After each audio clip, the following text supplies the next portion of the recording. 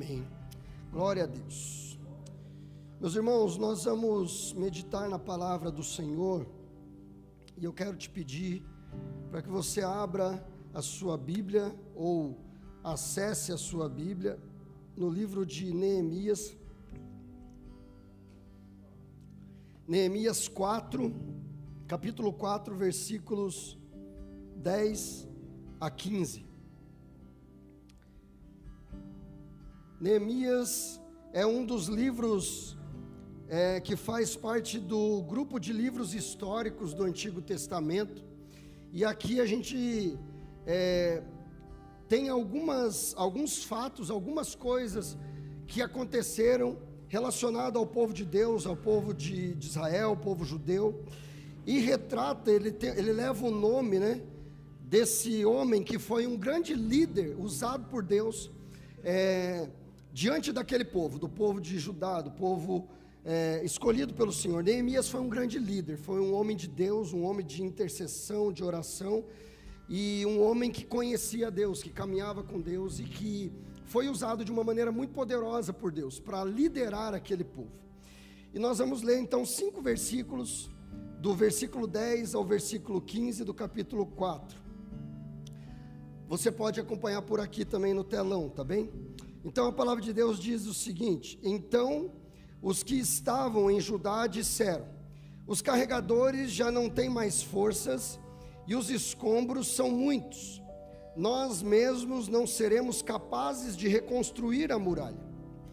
Os nossos inimigos diziam entre si: eles não ficarão sabendo nem verão nada até que entremos no meio deles e os matemos. E assim vamos fazer com que a obra pare. Os judeus que habitavam na vizinhança deles nos disseram 10 vezes: de todos os lugares onde moram, eles nos atacarão. Então pus o povo por famílias nos lugares baixos e abertos, por detrás da muralha, com as suas espadas e as suas lanças e os seus arcos. Depois de fazer uma inspeção, levantei-me e disse aos nobres, aos magistrados e ao resto do povo: não tenham medo deles. Diga, repita comigo: não tenham medo deles. Amém. Lembre-se do Senhor, grande e temível, e lutem pelos seus irmãos, seus filhos, suas filhas, suas mulheres, e pela casa de vocês. Quando os nossos inimigos ouviram que nós já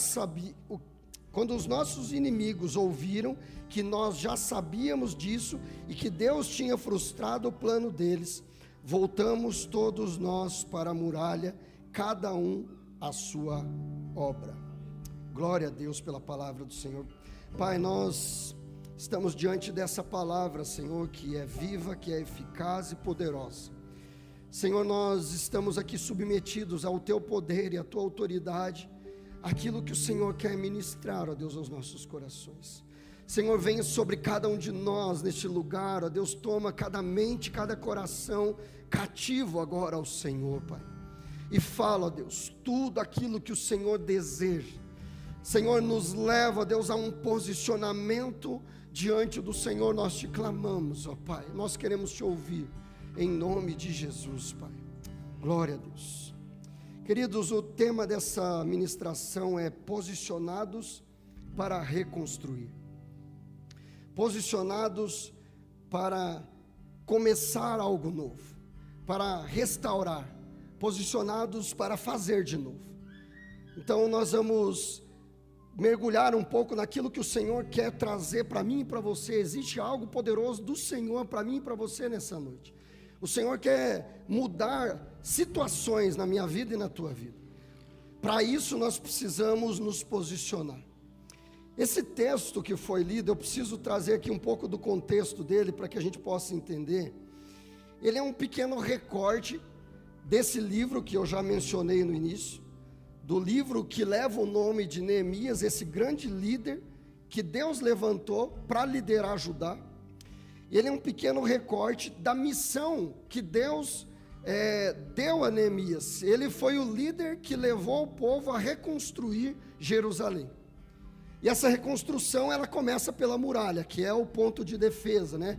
Todos os povos na antiguidade, enfim, os povos antigos, eles, normalmente, as suas áreas, elas eram cercadas por muralhas, o ponto de defesa. Então, aqui, nesse texto que nós estamos lendo, que nós lemos, eles estavam reconstruindo o muro, eles estavam começando a reconstruir o muro que estava em volta de Jerusalém.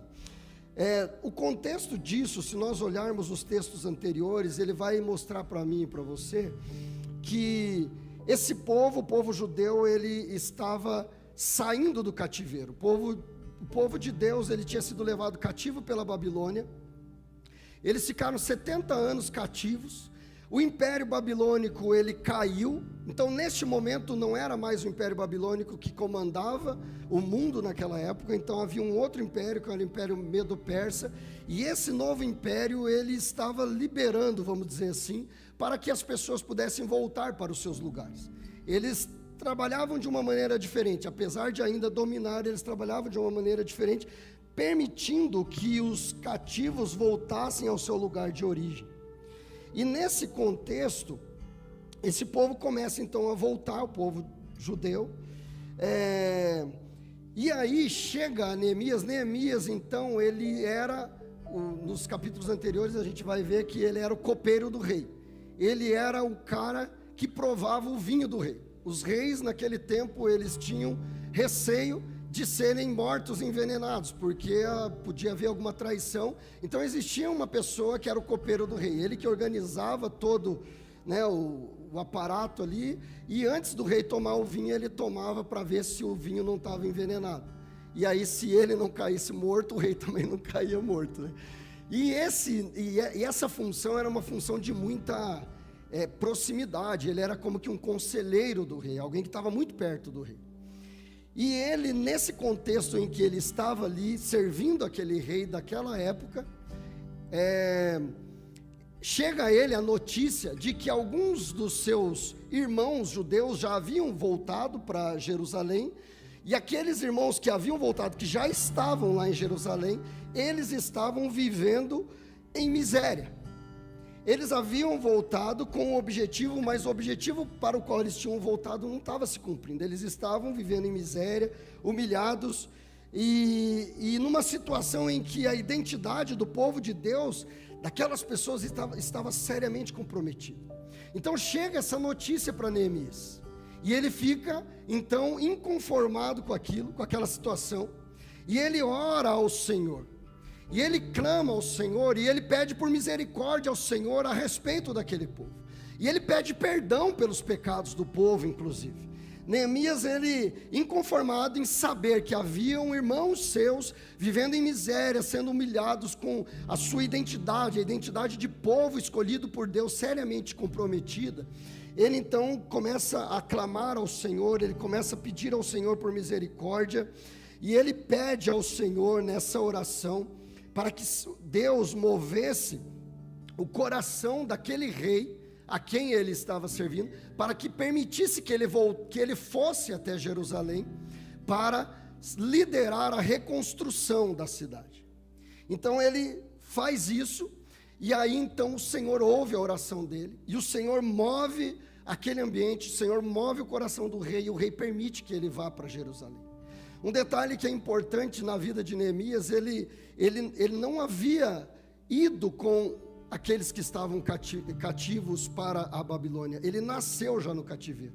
Ele foi alguém que nasceu no cativeiro. Então ele só conhecia, né, o passado do seu povo por meio daquilo que ele ouviu, né, através dos seus pais, enfim, das pessoas, das tradições, enfim. E aí então ele recebe essa autorização e ele volta. Ele vai, aliás, né? Não volta, porque ele não tinha estado lá ainda. E aí ele vai então para Jerusalém, e quando ele chega àquele lugar, então ele começa a organizar as pessoas para que a reconstrução do muro acontecesse. Ele começa a reorganizar as pessoas para que elas pudessem trabalhar e fazer aquela obra que Deus tinha dado nas mãos dele para liderar, mas que haviam pessoas que precisavam dispor do seu trabalho, do seu serviço, para que a obra acontecesse. Então ele, como um grande líder, ele começa a desenvolver tudo isso, e o muro começa a ser erguido. Mas no meio disso tudo começa a haver oposições, começam a surgir oposições. Começam a surgir oposições de pessoas de povos que não gostavam do povo judeu e que não queriam que aquela muralha fosse erguida. E aí tem uns personagens que talvez muitos aqui vão conhecer, o Sambalate, o Tobias, que foram personagens fundamentais nessa oposição, vamos dizer assim, nessa oposição humana, terrena. E essas pessoas, elas se levantam para tentar impedir o progresso daquela obra, daquilo para o qual eles estavam ali trabalhando, né? E essa situação, ela começa a gerar desânimo e medo entre o povo. As pessoas começam a ter medo, começam a ter desânimo, né? E além da oposição de pessoas, haviam outras circunstâncias também, que daí a gente já começa a entrar no texto que nós lemos aqui. As pessoas estavam cansadas, o trabalho era pesado, né? Então começa a surgir no meio disso tudo oposição, para que a obra que Deus tinha colocado nas mãos deles acontecesse. E diante disso, desse cenário, Neemias então ele se posiciona como um grande líder, um homem cheio de fé, um homem cheio de sabedoria e de coragem, recebido por Deus, né? Dado por Deus a ele. E ele então se levanta e ele lidera de uma maneira estratégica, com muita firmeza, aquelas pessoas, para que a obra não parasse. Mas ele se levanta com fé, com firmeza, com estratégia, mas a principal coisa que movia Neemias era a dependência que ele tinha de Deus. Ele se levanta assim como alguém cheio de fé, de sabedoria, de coragem, com uma boa estratégia, mas acima de tudo o que ele tinha era uma dependência total de Deus. Ele conhecia Deus, ele sabia quem era o Deus a quem ele servia, e ele estava naquele lugar porque Deus tinha autorizado ele estar ali. Ele foi para aquele lugar porque Deus o autorizou a estar naquele lugar. E meus irmãos, essa reconstrução de Jerusalém, da terra natal daquele povo, ela é muito mais do que restaurar paredes, ela é muito mais do que restaurar muros, levantar casas novamente. Essa reconstrução era a restauração da identidade daquele povo. Aquele povo havia ficado muitos anos cativos, no meio de povos em que tudo aquilo que eles receberam de Deus estava sendo contaminado por culturas pagãs, por culturas que não reconheciam o Deus que eles reconheciam. E essa reconstrução, esse recomeço na vida daquele povo, ela simboliza a restauração da identidade deles em Deus. Que eles tinham um Deus que era o Senhor deles e eles foram escolhidos por esse Deus. Então aqui a gente vê a restauração realmente da identidade desse povo. E nisso nós temos algumas lições que nós podemos aprender. E eu quero já trazer aqui, fazendo alguns paralelos com aquilo que nós lemos, nos versículos que nós lemos, algumas lições que nós podemos tirar disso. Uma delas é que no versículo 10 ao versículo 12 vai falar sobre aquelas forças opositoras. O versículo 10 ele vai dizer assim: já não temos mais forças, não seremos capazes, resumindo ali o versículo 10, eles dizem, então os que estavam em Judá disseram: os carregadores já não têm mais forças, os escombros são muitos, nós mesmos não seremos capazes de reconstruir a muralha. A primeira força opositora que vem sobre eles não é ainda a força daqueles que estavam contrariando aquilo que precisava acontecer, mas era a força que estava no meio deles mesmo. A primeira força opositora que estava tentando paralisar aquela obra era o peso do trabalho, era a dificuldade que eles estavam tendo com aquele trabalho. O peso do trabalho e as dificuldades estavam abalando o ânimo do povo. Ou seja, aquele povo foi chamado para algo que Deus já tinha estabelecido através da vida de Neemias. Eles iriam seguir aquela liderança e fazer aquilo que o Senhor mandou eles fazer. Mas a circunstância do trabalho começou a ser pesada.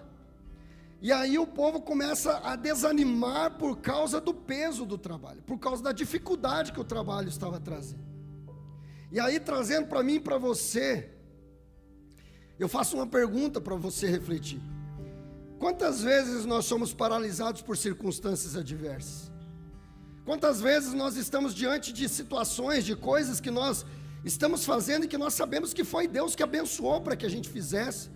Quantas situações na nossa vida, seja no nosso ambiente familiar, às vezes no ambiente do trabalho, nos relacionamentos, e nós estamos vivendo aquilo que Deus liberou sobre as nossas vidas para fazer, mas começam a surgir as dificuldades, começam a surgir os problemas, porque nós vivemos num mundo em que, como a própria palavra de Deus diz, haverão aflições, haverão dificuldades. O próprio Senhor Jesus disse isso, mas Ele venceu todas as dificuldades, Ele venceu o mundo, e nós podemos vencer com Ele também. Então, quando nós vivemos, quantas vezes nós somos paralisados por essas circunstâncias? Quantas vezes nós murmuramos diante do que Deus nos entregou para fazer? Essa é uma reflexão que eu já queria trazer ao seu coração. Talvez você está vivendo hoje algo que Deus colocou na sua mão. Talvez você está vivendo algo dentro da sua casa e você sabe que a sua família, ela pertence ao Senhor. Mas você está olhando muito mais para a dificuldade, para o problema, e não está olhando para quem pode te dar a direção para você superar esse problema. Para quem pode te fortalecer a avançar diante dessa circunstância adversa. Então essa é a primeira força opressora, opositora que havia sobre eles. E a segunda força opositora, mais uma força opositora, versículo 11, fala dos inimigos que queriam matá-los. Os inimigos se levantam então para matá-los e parar aquela obra. Aqueles inimigos que não gostavam deles e que não queriam que aquela obra acontecesse, eles então começam a se movimentar e se mover para acabar com aquela obra, para matar aquelas pessoas e aquela obra se encerrar, aquela obra parar. A oposição para as nossas vidas também vem de pessoas que, até mesmo sem motivo, elas desejam o nosso fracasso. Talvez a gente viva situações, talvez no ambiente do trabalho, ou até mesmo dentro de casa, pessoas que se levantam e nós não sabemos nem porquê, e elas, por algum motivo, elas desejam que a gente fracasse. Era isso que estava acontecendo com aquelas pessoas. Existiam pessoas que não queriam que eles prosperassem, e às vezes nós passamos por situações como essa. Às vezes pessoas com as suas mentes escravizadas pelas trevas, elas se levantam, e elas se levantam contra aquilo que Deus colocou nas nossas mãos para fazer. E como que nós, como crentes em Jesus Cristo, como que nós devemos lidar com essas situações? Como que eu e você devemos lidar com as pessoas que se levantam contra o que Deus nos chamou para fazer? Como que você deve lidar com aquela pessoa que talvez lá no teu ambiente de trabalho tem sido difícil lidar com aquela pessoa? Essa é uma pergunta que eu quero que você só reflita por enquanto, você não precisa responder. Mas se o Espírito começar a falar ao seu coração, você já tem a resposta de como lidar com essas adversidades. Essa é uma outra força opositora. Aí uma outra força opositora que também surgiu ali, versículo 12, pessoas de dentro de casa. Haviam alguns judeus que estavam no entorno, nas comunidades ali vizinhas, e eles estavam vendo o movimento dos povos que queriam parar aquela obra, e eles estavam sabendo que eles estavam se movimentando para vir matar aquele povo. E aí então eles vêm, o versículo 12 vai dizer que eles dizem: 10 vezes nos disseram. Isso faz uma menção a algo que é urgente, algo que é emergencial. Havia uma ansiedade no coração daquelas pessoas. Elas chegam para aqueles que estavam trabalhando, ou seja, os judeus, irmãos que não estavam na obra, chegam e falam: olha, eles vão matar vocês, parem com isso, deixem isso de lado, porque eles estão vindo contra vocês. Havia um alerta de emergência e ansiedade. Aquelas pessoas estavam ansiosas, porque elas também estavam com medo. Havia um medo nos seus corações, e por isso elas estavam ali falando para aqueles que estavam construindo: parem com essa obra, parem com isso que vocês estão fazendo. Não interessa se foi Deus que mandou, mas o que está acontecendo lá, nem Deus, é como se eles estivessem dizendo dessa maneira, tá? Nem Deus pode parar eles. Havia uma incredulidade nos corações deles, havia falta de fé. Às vezes, meus queridos, a oposição, ela vem até de quem deveria nos encorajar.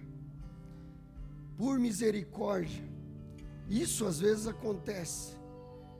Às vezes aqueles que precisavam nos encorajar, eles se tornam opositores à obra que Deus colocou nas nossas mãos. E mais uma vez eu pergunto: como reagir em relação a isso? Como agir diante dessas questões? Como agir diante das pessoas que deveriam nos encorajar, mas elas venham nos desencorajar? Pense sobre isso. Como que eu e você devemos agir diante dessas situações? Há uma necessidade de um posicionamento à frente a essas oposições. Versículo 13 vai dizer que Neemias, ele começa a organizar aquele povo. Uma coisa que é importante aqui: Neemias já havia orado. Neemias havia orado, acho que lá no capítulo 1 ou capítulo 2, acho que é o capítulo 1, se eu não estiver enganado. Ele havia clamado ao Senhor, ele havia buscado ao Senhor, ele havia pedido perdão pelos pecados do povo, ele havia clamado por misericórdia, para que o Senhor se manifestasse com poder, e para que o Senhor movesse os ambientes para que ele fosse levado a Jerusalém, e para que aquela obra ela acontecesse. E ele já estava naquele lugar. Deus já tinha respondido a oração dele, Deus já tinha permitido ele estar naquele lugar. E ali naquele momento em que ele vê todas aquelas oposições se levantando, então ele se posiciona à frente das oposições. Ele se posiciona no chamado que Deus tinha liberado sobre ele. Ele se posiciona na palavra que Deus tinha liberado sobre ele, porque ele conhecia o Deus a quem ele servia, porque ele olhava para o Deus a quem ele servia. Então ele se posiciona à frente daquelas oposições. Neste momento, não é mais momento de Neemias orar. Neste momento é momento dele agir. O posicionamento requer atitude. Posicionamento é eu me colocar em um lugar, me posicionar aqui. Eu estou aqui. Se eu preciso ir para outro lugar, eu me posiciono. Então tem que ter uma atitude. Eu preciso me mover. Ele não, naquele momento não era o momento dele orar. Ainda aqui devemos orar sempre sem cessar. E eu creio que enquanto ele estava ali movendo todas aquelas estratégias, com certeza ele estava falando com o Pai. Então ali era o momento dele se posicionar. Então ele estava agora organizando aquele povo. Ele estava ali juntando as estratégias que Deus havia dado a ele para criar uma defesa contra aquelas oposições, para animar aquelas pessoas, para motivar aquelas pessoas, para incendiar o coração delas. Então nós vemos aqui nessa atitude de Neemias, é preciso convicção da nossa posição em Deus. Neemias tinha convicção da posição dele em Deus, e eu e você precisamos ter convicção da nossa posição em Deus. quem eu sou em Deus e quem é o meu Deus. Precisamos ter convicção da nossa posição nele, porque é Ele quem está no controle. Ele nunca perde o controle. Ainda que os meus olhos humanos não percebam, ainda que aos olhos humanos pareça ser impossível, Deus não perde o controle, porque Ele é o Deus do impossível. Ele é sobre mim e sobre você. Nós vemos que o Senhor, que Neemias, quando ele orou, Deus abriu os caminhos, Deus moveu o coração do rei, Deus fez com que o rei permitisse que ele fosse até aquele lugar. E ali a gente vê ele se movendo numa ação estratégica. A gente vê nesse versículo ele organizando o povo em famílias. E ele pega e coloca as famílias nos lugares estratégicos para se defender contra aqueles inimigos. E a gente percebe que a ação estratégica, meu irmão, faz parte do processo de vitória. A ação que nós precisamos ter em Deus, ela faz parte do processo de vitória. Eu e você precisamos buscar em Deus, Senhor, quais são as atitudes que eu preciso tomar diante dessa situação. Senhor, qual é a atitude que eu devo tomar diante daquela pessoa que está sendo usada pelo inimigo para me atacar e para tentar me oprimir e me parar? Senhor, como eu devo agir neste momento? Então nós precisamos buscar em Deus a maneira correta, as respostas que eu preciso dar, a maneira como eu devo agir diante das circunstâncias, para que eu possa ser vitorioso no Senhor Jesus. Ele faz, como eu já falei, essa divisão dos grupos em famílias, e aqui é algo interessante, porque há um destaque para a unidade, o trabalhar em unidade, caminharmos juntos, como família, como pessoas que não estão sozinhas nessa terra. Você tem uma família, meu irmão, você tem uma casa, você tem um lar, você tem uma família de sangue, você tem aqui uma família espiritual, que é a família de Cristo com quem você caminha. E nós precisamos nos posicionar em Deus de maneira estratégica a partir da nossa casa, a partir do nosso lar, porque o primeiro núcleo da igreja de Cristo é a minha casa, é a tua casa, é ali que começa. É você com a tua esposa, é você com o teu marido, é você com os teus filhos. Se posicionar diante das lutas, das batalhas, das circunstâncias, das oposições, em Deus, junto com a tua casa, com a tua família. Se existem pessoas na sua casa que ainda não se entregou a Jesus Cristo, se posicione em Deus e com aqueles que já são de Jesus. E se não tiver ninguém que é de Jesus na tua casa, tem vários aqui que são de Jesus, e clame a Jesus pela salvação da sua casa, pela reconstrução do seu lar. Você tem uma célula, você tem irmãos que caminham com você e que podem orar junto com você. Isso é unidade, isso é caminharmos juntos. Quando ele toma essa estratégia, ele está trazendo para aquele povo: olha, o Senhor está restaurando a identidade de vocês, mas o Senhor está dizendo para vocês que vocês precisam caminhar juntos, vocês precisam estar unidos, vocês precisam ter unidade entre vocês. Então ele posiciona por famílias de uma maneira estratégica, mas há algo espiritual por trás disso também. A restauração da família, a restauração dos alicerces. Nós vivemos uma sociedade hoje em que tantas coisas terríveis têm acontecido, e muitas delas é por causa que as famílias, tem surgido famílias que estão completamente distorcidas, famílias deformadas, que não conhecem o propósito real de Deus para uma família, que glorifica o nome de Deus e que exalta o nome de Deus, e que leva a glória do Senhor a se espalhar por essa terra.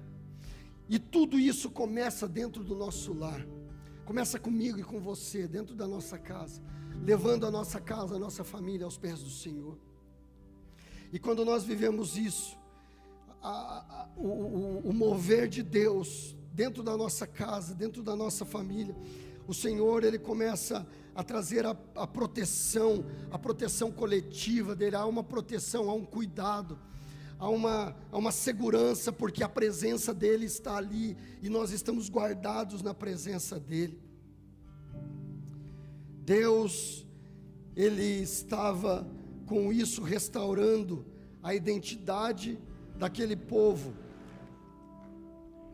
Ele não estava simplesmente reconstruindo uma cidade, mas estava restaurando a identidade. E é isso que o Senhor quer fazer conosco.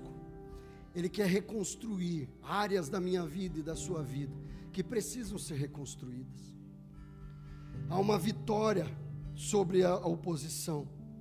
Neemias encoraja o povo a não temer e a se lembrar do Senhor, o Deus grande e temível.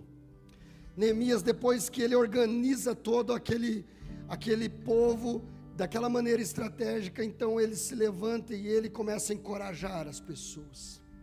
Não temam, lembre-se do Deus poderoso, grande e temível. Lembre-se do Deus que tem cuidado de vocês até o dia de hoje. Lembre-se do Deus que restaura todas as coisas. É Ele que me trouxe a este lugar, e é Ele quem está fazendo essa obra. Eu e vocês somos só instrumentos nas mãos dEle. É isso que Ele está trazendo. Deus foi quem nos fez filhos por meio de Jesus. Eu quero te lembrar isso, meu irmão. Talvez você tenha vivido por situações na sua vida, talvez você tenha passado por momentos em que você tem sido tentado a olhar muito mais para as circunstâncias, para as oposições, e você tem esquecido que você é comprado pelo sangue de Cristo Jesus. Eu quero te lembrar isso. Foi Deus quem te fez filho por meio de Jesus Cristo. Ele destruiu toda a condenação que havia sobre mim e sobre você. Não há mais condenação sobre aqueles que estão em Cristo Jesus. 2 Coríntios 5,17 vai dizer assim, que se alguém está em Cristo, nova criatura é. As coisas velhas já passaram, eis que tudo se fez novo. Aquele que está em Cristo é uma nova criatura. Não há oposição que possa nos parar. Podemos até sermos atingidos de alguma maneira que podemos até sentir, mas nós vamos olhar para o lugar certo. Nós vamos nos voltar para o lugar certo. Nós vamos nos posicionar no lugar certo, e não nos posicionar olhando para a dificuldade, para o problema, para aquilo que está tentando nos parar. Posicione-se diante de Deus em meio às lutas, às dificuldades. Fortaleça a sua casa, fortaleça a sua família. Tem homens aqui, chefe de família. Meu irmão, fortaleça a sua casa. Chame a sua família para orar. Chame os teus filhos para orar. Reúna a sua família. Clame ao Senhor pela presença dEle dentro da tua casa. Seja um homem íntegro, um homem que reflete a glória de Deus, e conduza a sua casa na direção que o Senhor tem para a tua família. Nós precisamos lutar contra as setas do diabo, e nós precisamos fazer isso do jeito certo. A restauração de famílias também fortalece a igreja, porque famílias saudáveis é sinônimo de uma igreja saudável.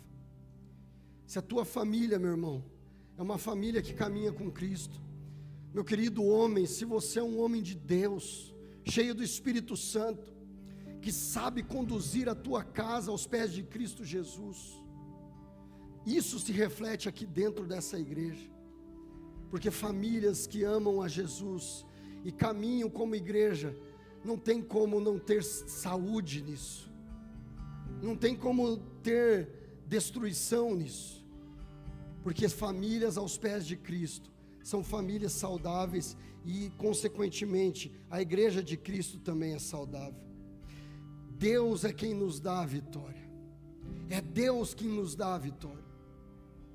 Lá no versículo 15 vai dizer que os inimigos, eles foram frustrados, e o povo voltou ao trabalho com ainda mais força.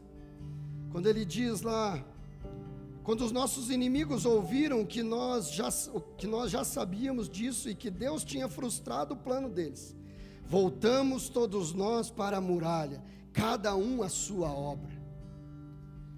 O inimigo foi frustrado e eles voltaram ao trabalho, e eles se posicionaram ao trabalho. Aqui mostra que eles não precisaram nem guerrear, porque somente deles saberem que algo estava acontecendo no meio daquele povo, os inimigos ficaram com medo e recuaram, nem atacaram a eles. Você percebe? Quando há pessoas que se levantam olhando na direção certa, quando há pessoas que fazem menção das armas corretas em Deus e que são poderosas para destruir as fortalezas, nós não precisamos de esforço humano nenhum para que a vitória venha. Eles venceram sem lutar, meu irmão. Eles venceram sem precisar lutar. Eles simplesmente fizeram aquilo que precisava ser feito. Havia uma liderança que estava direcionando eles, e eles obedeceram àquela liderança, porque aquela liderança estava inspirada por Deus para dar a eles tudo aquilo que eles precisavam, e eles nem precisaram lutar. Os inimigos se retiraram. Se nós olharmos para a direção certa, ou seja, para Deus, nós não temeremos as circunstâncias. Se eu e você focarmos os nossos olhos no lugar certo, e não nas circunstâncias, não nas oposições e não nos problemas, nós não temeremos as circunstâncias, os problemas, porque o Senhor nos fortalecerá. Você verá o Senhor mover o teu coração de uma maneira sobrenatural. Talvez até pessoas virão e começarão a falar um monte de coisa no seu ouvido, mas você não ouvirá, porque você está certo de quem é o seu Senhor, e você está na direção certa, e você está olhando para Ele. Você não está olhando para as coisas ao seu lado, você está olhando para Ele, na direção certa. Se olharmos para Deus, não daremos ouvidos às palavras falaciosas, às maledicências, às conversas que não produzem fruto algum. No ditado popular, as conversas fiadas que vêm, né? Se nós olharmos para Deus, nós não daremos ouvido para essas coisas, para murmuração, para maledicência, para fofoca. Quando nós olhamos para Deus, nós deixamos essas coisas, essas palavras de lado, e nós focamos no Senhor, e nós seguimos na direção certa. Se nós estivermos unidos com Ele, nós resistiremos às armadilhas de Satanás. Unidos com o Senhor, nós resistiremos às armadilhas de Satanás. Se olharmos para Deus, nós avançaremos com fé. Se olharmos para Deus, nós empunharemos as armas espirituais, que são as armas corretas para enfrentar todas as setas malignas que vêm contra nós. Quando eu falei anteriormente, qual é o posicionamento que nós devemos ter diante dessas questões? Diante de pessoas que muitas vezes são usadas pelo inimigo, pessoas de fora que não querem o nosso bem, e pessoas de dentro que às vezes falam que não deviam falar. Como nós vamos nos posicionar? Nós nos posicionamos empunhando as armas espirituais. Nós não vamos lutar contra pessoas. Quando nós olhamos para Deus, nós entendemos que a nossa luta não é contra a carne, não é contra pessoas, não é contra aquele que está lá no teu trabalho, talvez te pisando e tentando te derrubar, não é contra aquela pessoa da tua família que às vezes lança palavras de morte contra você. A tua luta não é contra essas pessoas. A tua luta é contra os principados e potestades do mal que agem nas regiões celestiais, e que muitas vezes essas pessoas estão escravizadas por Satanás e seus demônios, e elas agem dessa maneira porque elas estão influenciadas por algo. E o que nós precisamos é nos posicionar em Deus, como diz em 2 Coríntios capítulo 10, versículo 4 e 5. As armas com as quais lutamos não são carnais, mas poderosas em Deus, para destruir fortalezas. Essas são as armas que nós usamos nessa guerra. Há uma batalha espiritual, meu irmão, acontecendo sobre nós. Há uma batalha espiritual acontecendo sobre a tua família, sobre a tua casa. Sabe por quê? Satanás, ele quer ver eu e você destruídos. Satanás, ele quer destruir a nossa casa, ele quer destruir a nossa família. Satanás quer destruir a igreja de Cristo. E nós precisamos nos posicionar diante das setas do maligno, com fé, com coragem, na unção e no poder do Espírito Santo, usando as armas espirituais que são poderosas para destruir essas setas do maligno. Porque o Senhor, Ele nos fez mais do que vencedores. Nós somos mais do que vencedores em Cristo Jesus. Mas para isso nós precisamos estar posicionados nele. Somente nele. Precisamos tapar os nossos ouvidos para as palavras de morte. Precisamos olhar com amor e compaixão para aqueles que vêm contra nós. Assim como Jesus, oferecendo a outra face. Hoje eu ouvi algo que eu achei interessante. Às vezes eu falo aqui, que se fosse para Deus nos salvar simplesmente, a obra de Jesus fosse somente para a nossa salvação, e não tivesse um propósito ainda, então o Senhor nos salvaria e nos levava para a glória imediatamente, E hoje eu ouvi alguém dizer que Jesus, por que Jesus ele não veio a esse mundo, já como um homem adulto, aos 30 anos de idade, e cumpriu o seu ministério de 3 anos, que era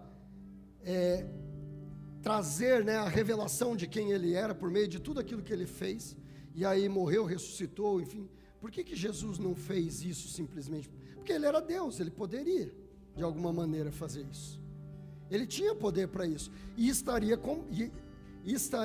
consumado a obra dele. Por que ele teve que nascer?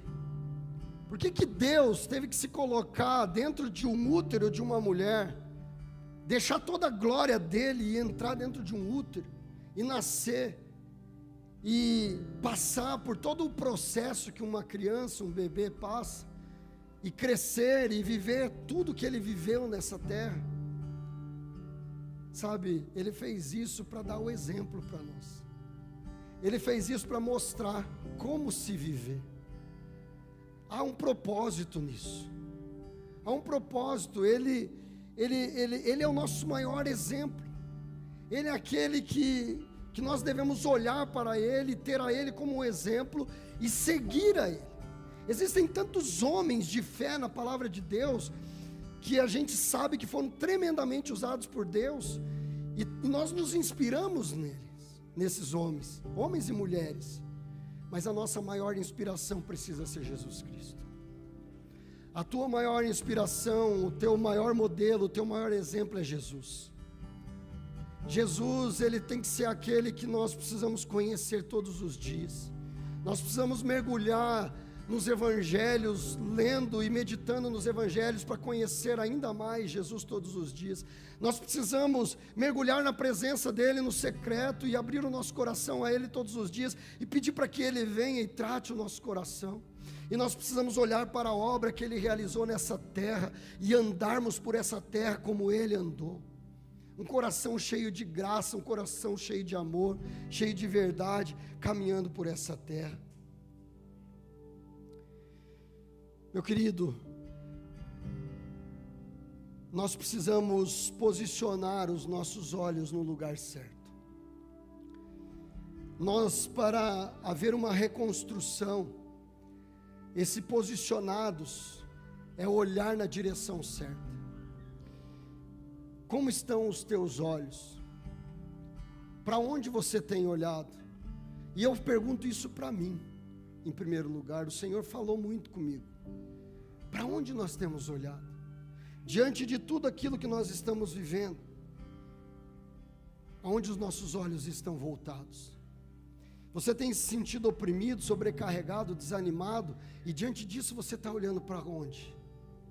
Você está olhando para o problema? Ou você está olhando para o lugar certo?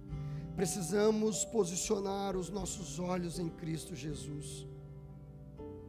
Como que eu e você temos posicionado nossa vida diante das circunstâncias que nós temos vivido?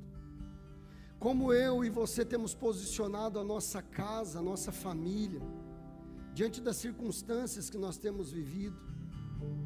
Talvez você está nesse tempo vivendo algo difícil dentro da sua casa. Talvez você seja o único de Jesus dentro da tua casa que entregou a vida a Jesus. E isso está sendo pesado para você, difícil. Meu irmão, esse é um convite para nós olharmos para o lugar certo, desviarmos os nossos olhos daquilo que é limitado, desviarmos os nossos olhos das circunstâncias, das dificuldades, daquilo que o olho humano somente pode ver, e olharmos para Jesus, e entendermos que Ele é aquele que governa as nossas vidas, e realmente darmos o governo da nossa vida a Ele, apresentarmos a Ele essas circunstâncias, essas batalhas. Se falta pessoas se converterem na sua casa, apresentar essas vidas ao Senhor. Nós precisamos colocar os nossos olhos no lugar certo. Essa palavra, ela nos mostra, Neemias mostra para mim e para você, que reconstruir é possível. Talvez existam áreas da sua vida que precisam ser reconstruídas. Talvez existam pontos muito específicos da sua vida que precisa de algo. O Senhor precisa entrar ali e dar talvez até quebrar e fazer de novo, ou o Senhor ajustar, arrumar. Só que para isso eu e você precisamos permitir Ele entrar. Para isso precisamos permitir que Ele venha e conserte. Eu sei que só você sabe o que você tem vivido. Você e Deus, né? Deus também sabe. E esse é um momento para você olhar para dentro do teu coração. Reconstruir é possível. Essa palavra fala de reconstrução. Não é fácil. Pode ser que não seja fácil, mas é possível. Aquelas pessoas enfrentaram oposições, e aquelas pessoas estavam cedendo às oposições, mas Deus levantou alguém, e você tem pessoas ao seu lado. Você tem talvez a sua família, que você pode ter o privilégio de chamar a presença de Jesus para dentro da sua casa, vocês orarem juntos e vocês, abrir o coração um para o outro, e você poder um orar pelo outro. Mas talvez você não tenha alguém na sua casa que ainda é de Jesus, que a sua casa ainda não é de Jesus, só você é de Jesus, você tem uma família espiritual aqui. Vai ser difícil às vezes, mas você tem irmãos, você tem uma célula, você tem pessoas do seu lado, que talvez para você está difícil, mas Deus pode usar aquele irmão para te ajudar a levantar e se posicionar novamente, assim como Neemias foi na vida daquelas pessoas. Talvez, queridos, você pode estar pensando, poxa, mas é tão difícil, o que eu estou vivendo, você não sabe de nada. Eu não sei mesmo, mas eu sei de quem sabe, e eu sei que Ele pode fazer algo novo. Ele pode reconstruir aquilo que precisa ser reconstruído. Todos nós vivemos. Eu estava falando, antes de começar o culto, com um irmão aqui, eu não lembro com quem que foi, a respeito do meu cunhado. Eu tenho um cunhado de 43 anos, que nesse momento ele está nas ruas, nas drogas, escravo dos vícios. Eu poderia olhar para ele e dizer, não tem jeito, é difícil. Não, mas eu creio que Deus pode fazer um milagre na vida dele. Deus pode alcançar ele aonde ele estiver. E é isso que o Senhor quer para mim e para você. Quando nós posicionarmos os nossos olhos no lugar certo, nós vamos ser encorajados pelo Senhor, e a fé no nosso coração, ela vai ser fortalecida. Haverá mais fé no meu coração e no teu coração. O Senhor, Ele nos capacitará com estratégias, para nós nos movermos em ação, além da oração nós agirmos. Quando nós nos posicionarmos no lugar certo, o Senhor promoverá unidade dentro da tua casa, da minha casa. o Senhor manifestará unidade em todos os ambientes aonde nós estivermos como família, e a grande família espiritual dele também. Por isso essa família espiritual aqui precisa estar com seus olhos no lugar certo. Meu irmão, aqui é o lugar dos diferentes, aqui é o lugar de pessoas que são diferentes umas das outras. Não tem como você achar que o teu irmão vai concordar 100% com tudo que você pensa. Aqui é o lugar dos diferentes, mas nós precisamos buscar aquele que é perfeito. Os nossos olhos têm que estar voltados para Ele, porque Ele manifestará unidade no nosso meio, porque Ele promoverá a unidade no nosso meio. E aquilo que talvez é difícil para você em relação a um teu irmão, você vai agir com amor, com graça, e você vai poder caminhar com ele em unidade, independente do que você tem de diferente dele. É essa dinâmica do reino.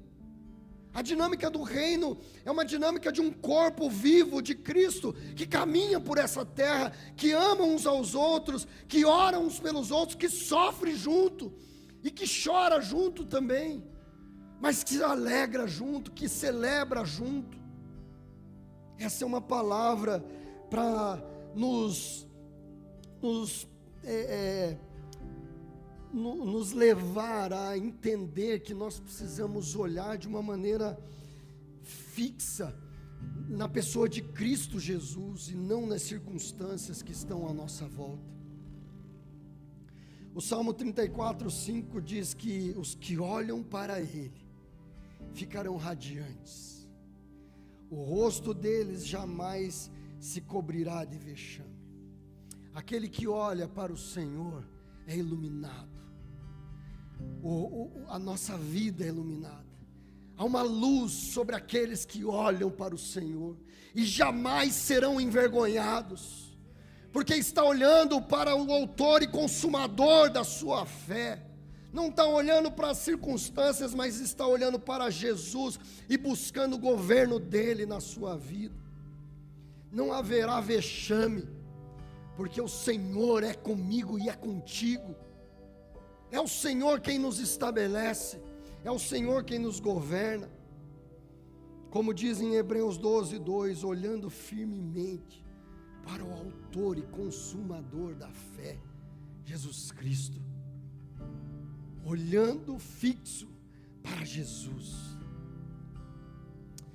Meu irmão, eu queria que você fechasse os seus olhos agora. Daqui a pouco nós vamos colocar uma canção e nós vamos cantar essa canção, mas eu queria que você aí sentado como você está, lembre-se que Jesus, Ele está aqui nesse lugar, o Espírito de Deus está aqui, e eu acredito que o Senhor está falando com você. Eu acredito que existem áreas da sua vida que você sabe que precisam ser tratadas pelo Senhor. Sabe, talvez o teu coração ele tem sido endurecido por questões que você ainda não permitiu o Senhor tratar. Em nome de Jesus, por misericórdia, eu apelo ao seu coração. Derrame o seu coração na presença dEle, se humilhe diante dEle. Hoje Deus nos chama para um posicionamento. Deus está me chamando e te chamando a posicionar os nossos olhos nele. Deus está nos chamando a posicionar os nossos olhos somente nele. Jesus está nesse lugar dizendo para você: olhe para mim, não olhe para as coisas à sua volta, não olhe para as distrações deste mundo, olhe para mim, confie em mim, entrega o teu caminho a mim, entrega a tua vida a mim, permita eu governar a sua vida, permita eu governar a sua casa, permita eu governar o seu lar, permita eu governar o seu ambiente de trabalho através da sua vida, porque se você se posicionar em mim, quando você entrar naquele lugar, eu entrarei com você, e eu manifestarei a minha glória naquele lugar. A palavra de Deus, ela quando fala manifestar a glória, é como que manifestar o caráter de Cristo, o caráter de Deus sobre o lugar. Meu irmão, permita que o caráter de Deus se manifeste na sua vida em todos os lugares. Ele nos chama a reconstruir áreas que estão com problemas nas nossas vidas. E eu quero te dar essa oportunidade para você pensar quais são essas áreas. Quais são essas áreas que você entende que precisa de uma reconstrução? O que precisa ser reconstruído no teu coração, na tua vida? A reconstrução, meu querido, ela começa individualmente. Por isso eu pedi para você fechar os seus olhos. A reconstrução, ela é individual, ela começa em você. Mas para isso você precisa permitir que o dono da obra entre. A reconstrução, ela é algo que precisa começar em mim primeiro, individualmente. E quando essa reconstrução, ela começa em mim, ela vai alcançar a minha casa, a minha família, ela vai alcançar a tua casa, a tua família. Porque a glória do Senhor, ela se manifestará através da sua vida dentro da tua casa. E essa reconstrução, ela ecoará em toda a igreja de Cristo. E você, como igreja do Senhor Jesus, você se moverá por essa terra, levando a glória dele para aqueles que te perseguem, levando a glória dele para aqueles que te maltratam, levando a glória dele para aqueles que estão perdidos, cativos, sem Deus, sem Jesus, indo para o inferno. Quais são essas áreas que precisam ser reconstruídas na sua vida? Tem algo que precisa ser reconstruído na sua vida? Eu quero que você levante uma das suas mãos, eu vou orar por você. Tem algo que você deseja que o Senhor reconstrua? Pode levantar e fica com a sua mão levantada bem alto. Você está levantando a sua mão para Jesus, você não está levantando a sua mão para homens. Pode permanecer com a sua mão levantada bem alto, num gesto como que você está dizendo. Se você quiser levantar as duas mãos, você está levantando para Ele. É como se você estivesse dizendo assim: Senhor, eu estou aqui com as minhas mãos levantadas, Pai. Pega nas minhas mãos, Jesus, e reconstrói essas áreas que precisam ser reconstruídas na minha vida. Senhor, eu quero olhar somente para Ti. Eu quero somente ver aquilo que o Senhor tem para mim. Senhor, eu quero seguir adiante na obra que o Senhor colocou nas minhas mãos. É isso que você está dizendo para Ele, meu querido. Pode falar com Ele, fala com Ele aí onde você está, com a sua mão levantada. Fala: Senhor, eu não quero parar. Senhor, eu quero seguir, eu quero ir adiante, eu quero fazer, ó Deus, aquilo que o Senhor prometeu, eu quero fazer aquilo que o Senhor estabeleceu como propósito para a minha vida. Pai, tem pessoas aqui neste lugar com suas mãos levantadas. Oh Jesus, obrigado, Senhor, porque o Teu Espírito, Senhor, é quem move todas as coisas. Senhor, eu quero colocar essas vidas que estão com suas mãos levantadas diante do Teu altar, meu Pai. Espírito Santo, vem agora com Teu poder, Espírito Santo. Derrama da Tua glória, Senhor, sobre essas vidas que estão com suas mãos erguidas, com um ato de rendição ao Senhor, Pai. Meu Deus, Senhor, coloca, Senhor, o Teu caráter em cada um deles. Senhor, imprime o Teu caráter em cada um deles, que eles sejam fortalecidos na força do Teu poder, Pai. Que eles, ó Deus, tomem posse das armas espirituais que são poderosas em Deus para vencer todas as fortalezas das trevas que têm tentado se levantar contra eles. Eu declaro sobre a tua vida, meu irmão, minha irmã, que está rendido ao Senhor. O Senhor é contigo. Olhe para Ele, fixe os seus olhos nele e somente nele, e você verá a vitória do Senhor em todas essas coisas. Você continuará firme na obra que o Senhor liberou sobre a sua vida, em nome de Jesus, em nome de Jesus.